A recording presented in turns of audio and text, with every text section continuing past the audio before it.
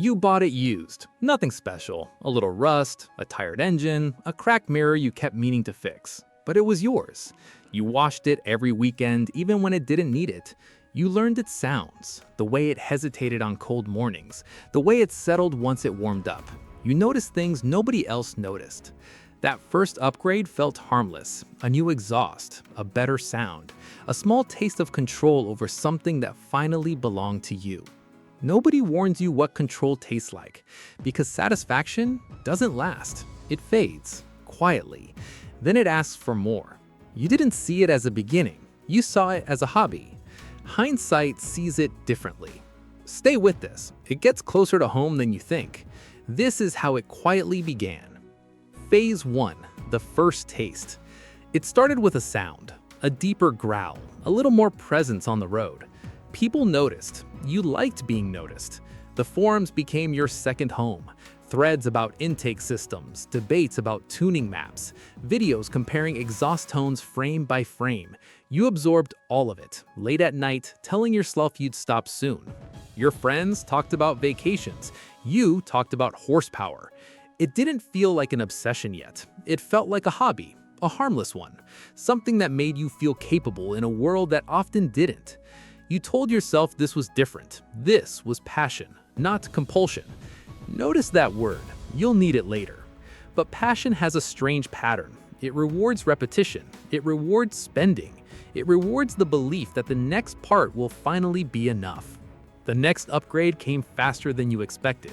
A better turbo, a stronger clutch. Numbers that used to sound impressive now sounded average. You weren't chasing speed anymore. You were chasing the feeling speed gave you the first time. That feeling requires more each time to return. Nobody explains this in the beginning. Nobody explains how a simple upgrade becomes a quiet contract with yourself, one that keeps renewing without your notice. You haven't signed anything, but you're already bound to it. Phase 2, the comparison trap. You joined car meets, parking lots at midnight, engines idling like a private language only insiders understood. You watched builds far beyond yours. Someone always had more. Better parts, cleaner setup, louder exhaust, a paint job that caught every streetlight just right. You told yourself you weren't competing. Watch how fast that sentence stops being true. But comparison doesn't ask permission. It creeps in quietly, during scrolling, during conversations, during the silence right before sleep. You began upgrading not for yourself, but to keep up, to not feel like the smallest build in the lot. The car stopped being an escape. It became a scoreboard. Every dollar felt justified. Every receipt felt like progress, even when your bank balance said otherwise. You started skipping small things, a dinner out, a concert ticket, a weekend trip with people who used to matter more than metal and torque. At the time, it felt reasonable, a trade, a sacrifice for something bigger. This is the part nobody posts online. Later, it starts to feel automatic. You don't calculate anymore. You just spend. The car becomes proof of effort, proof of identity, proof you belong somewhere. But identity built on parts needs constant maintenance, and maintenance never asks for more. You tell yourself you're still in control. Keep that thought. We'll come back to it. Phase 3, the financial blur. The credit card started carrying a balance, not a large one, just enough to notice and just small enough to ignore. You told yourself it was temporary. The temporary balance became permanent scenery in your life, a number that sat quietly in the background of every decision you made. You noticed something strange. Your paycheck disappeared faster, not because you earned less, but because your spending adjusted to match every dollar you made. More income, more performance parts. Perfect balance. Zero savings. Here's the part that should alarm you. It doesn't. You avoided checking your bank app on Fridays. You avoided thinking about retirement, about emergencies, about stability. The car looked incredible. Your finances looked fragile. But fragile things don't announce themselves. They wait quietly until pressure arrives uninvited. You didn't see the pattern yet. You just saw progress. Louder pipes, faster times, new badges of achievement pinned to your identity like medals. Meanwhile, your savings account sat untouched, except in withdrawals. Somewhere in this stretch, you stopped asking, "Can I afford this?" You started asking, "How soon can I afford the next one?" The question itself had quietly changed, and you hadn't noticed the shift. Most people don't. That's what makes it work. Phase 4, the identity shift. People stopped asking about your goals, they asked about your build. Somewhere along the way, your identity narrowed. You used to have hobbies, interests, curiosities that had nothing to do with engines. Books half read, instruments half learned. Now, conversations circled back to horsepower numbers and dyno results, no matter where they started. Ask yourself what you talked about a year ago. See if you remember. Your car became a mirror, and you needed the reflection to look impressive. Relationships noticed the shift first. Partners grew tired of garage weekends. Friends grew tired of car talk replacing everything else you used to share. You didn't intend to isolate yourself. It happened gradually, the way most identity shifts do.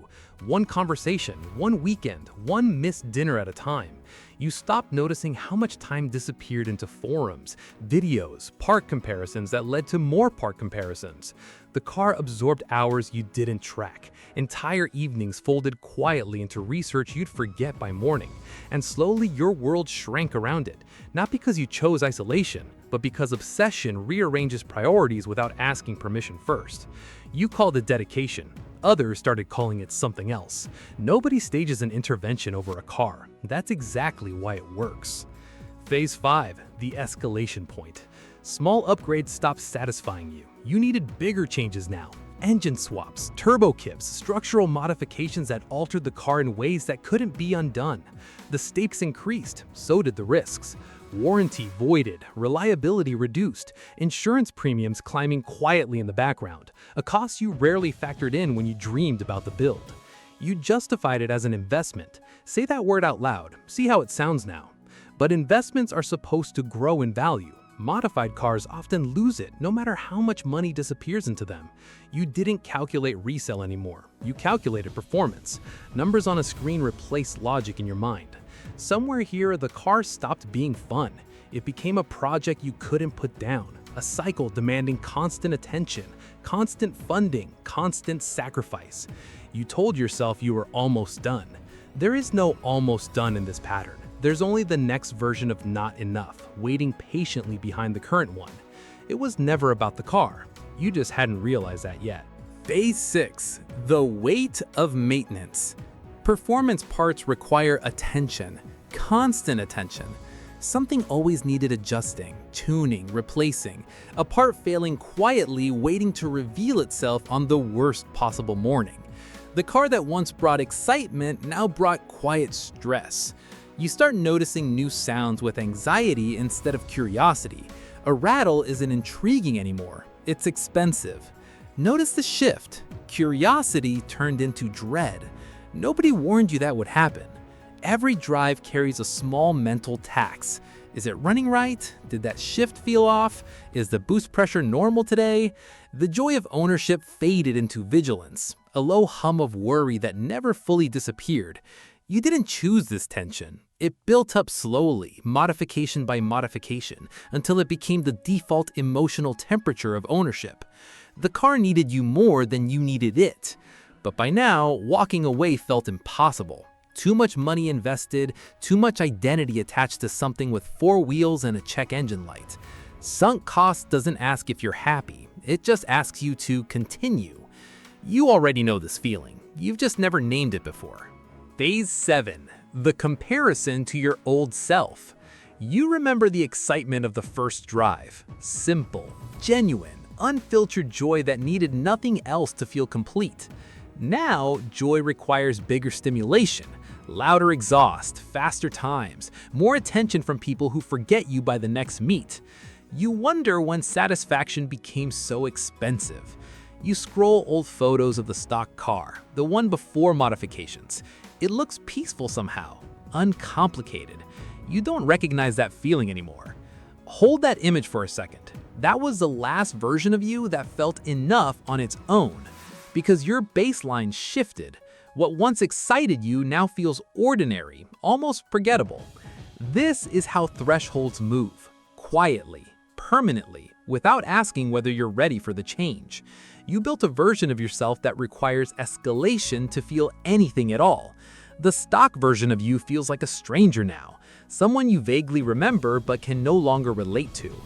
This isn't unique to cars. You'll recognize this pattern somewhere else in your life too.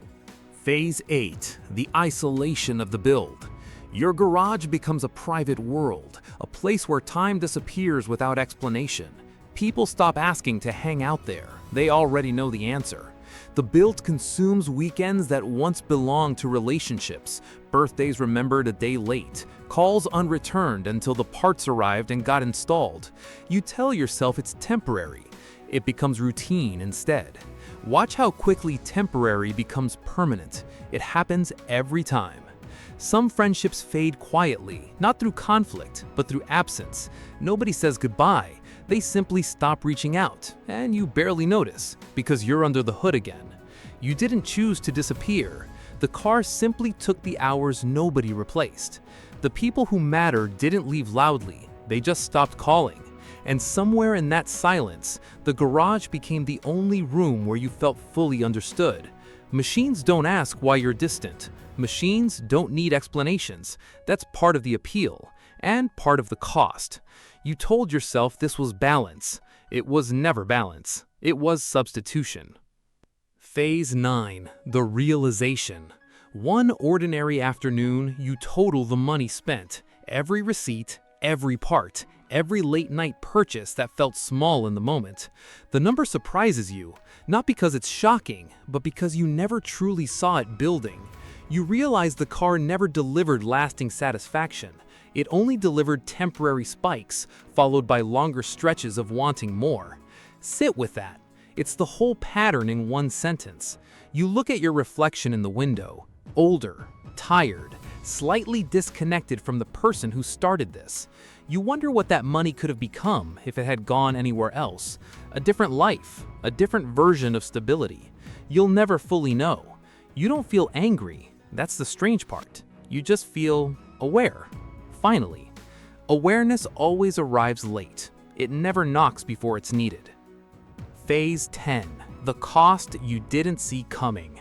The car sits in the driveway, quiet now, impressive to strangers, ordinary to you. You understand now what began as curiosity became identity. What began as passion became routine dependency, one you fed without ever asking if it was still worth feeding. The upgrades never stopped because satisfaction was never the goal. Escalation was. You look back at Phase 1, the first modest upgrade. It felt harmless. It always does. Somewhere right now, someone else is buying their first car, tuning their first exhaust, feeling that same small taste of control. They don't see where it leads either. The cycle continues.